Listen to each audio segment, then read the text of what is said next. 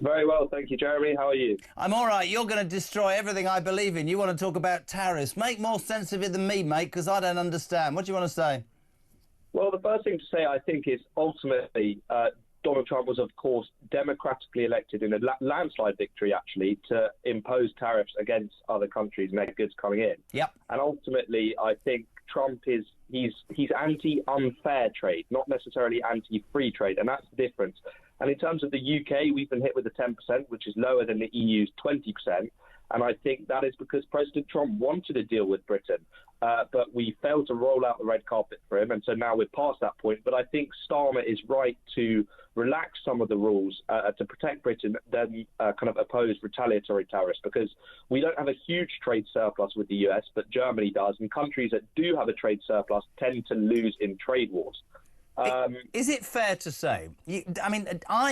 I remember voting, and I've always been very honest in the show. I remember voting to leave the European Union because I hated the fact that seemingly this country was told how it should trade, what it should charge, what it could sell, how it could make things, and all of that, right? I always believed that Brexit was a chance to almost go into ourselves as an island and prove that we were competitive and we could make business very successful. Is it not fair to say what I said last week, which was right? There will be a trade war with Europe. This is our opportunity. Why are we seemingly incapable in this country? We seem to concentrate on the things that don't matter. Why is this not a God-given opportunity to make a deal with them and become competitive and improve the way our business is viewed in the world? Why is there so much negativity? I understand about share prices and all that, but is this not a chance?